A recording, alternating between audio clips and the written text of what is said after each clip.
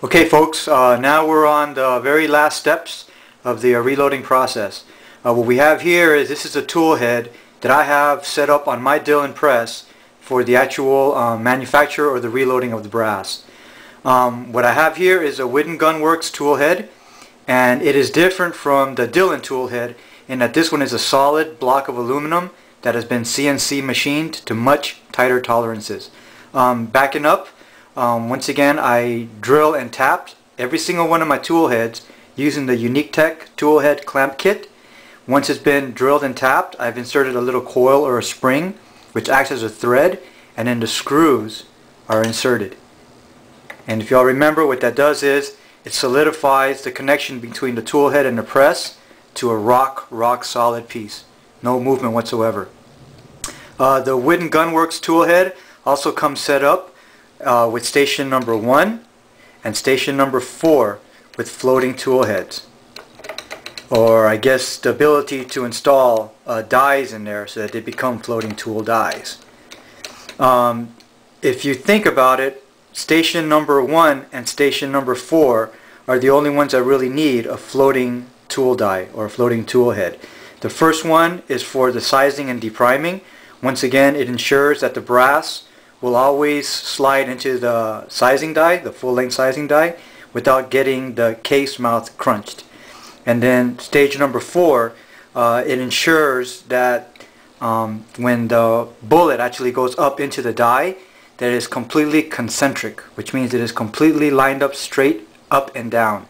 There's nothing worse than having a bullet tilted a little bit, or the bullet tilted a little bit into the shell itself. So when it gets inserted into the chamber, it's actually a little bit off from center. This totally centers it. So once again, station number 1, we've already did the full-length sizing and depriming during the preparation stage, so nothing is needed there. Station number 2 over here is actually the powder charge. This is where we're going to set the powder. Station number 3 here is actually a powder check. This is something very unique to the Dillon XL650 press, and it is the factor that sold me on the Dillon XL650 press. Well, one of the major factors. What this does is it ensures, or it checks, every single piece of brass after the powder charge has been installed to make sure that it is either, or that it is not under or overcharged. How would I explain how this works? You know what? Let's cut the video for a second, and I'm going to show you guys a little bit of close-up of how it works, so you guys understand, well, how it works. And we shall be back in a second. Okay folks, here's a close-up of that part that I was telling you about. This is the Dillon powder check. Directly underneath this rod right here, on the Dillon press, on the, this shell plate, there's actually a casing there. And there's a 223 casing with 26 grains of H335. This rod right here has already been set to measure 26 grains.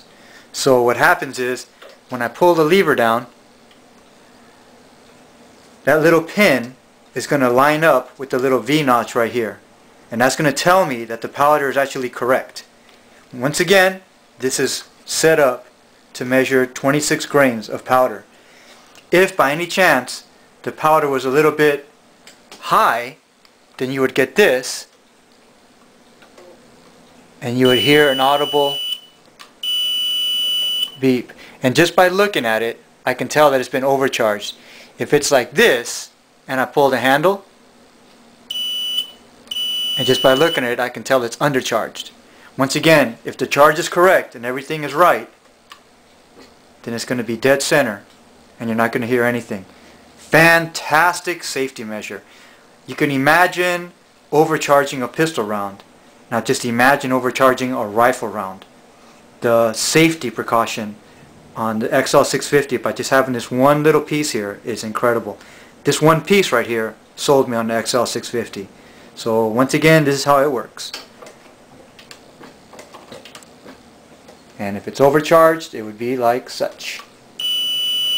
And if it's undercharged, it would be like such. Great tool. Okay, let's get back to the other dies. Okay, so now that you guys have an idea of how the powder check works, let's go on to the next one.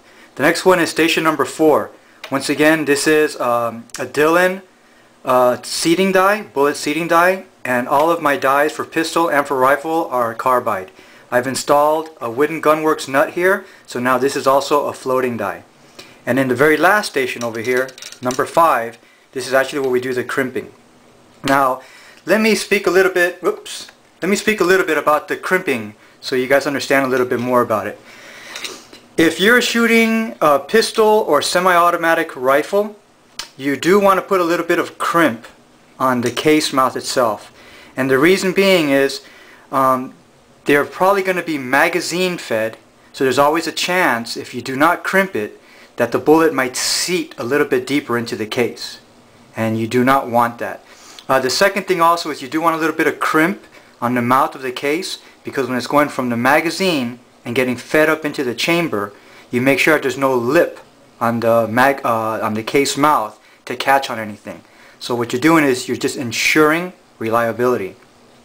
Now, a lot of high power shooters that load for bolt action rifles, a lot of those guys do not put crimps on their cases. And the reason being is the cases are, the rifle chambers are already mic'd. So the brass cases are already sized for that rifle chamber. Once again, the rounds are usually installed one at a time.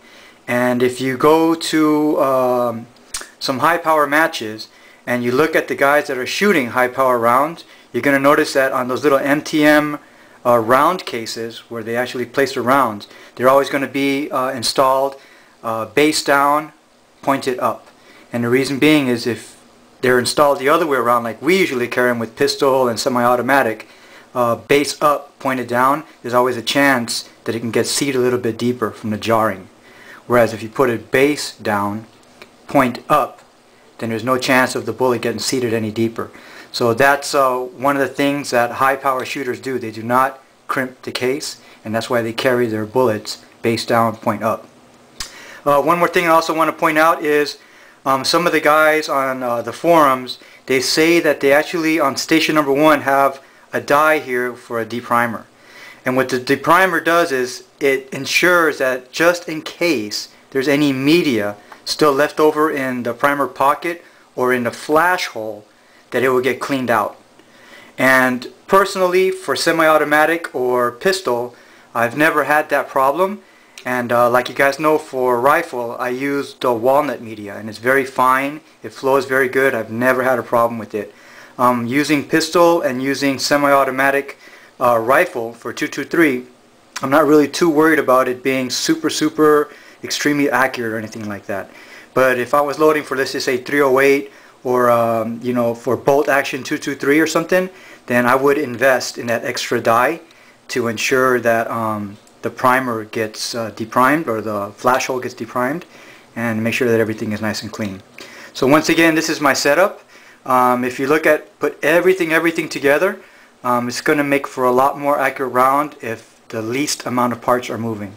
So this is a fantastic setup. Okay, so this is my setup for the reloading of the actual 223 round, and now we're going to go to the last phase, and I'm going to show you the reloading process in action. So hope you guys got something out of this tutorial, and we will continue from there. Thanks.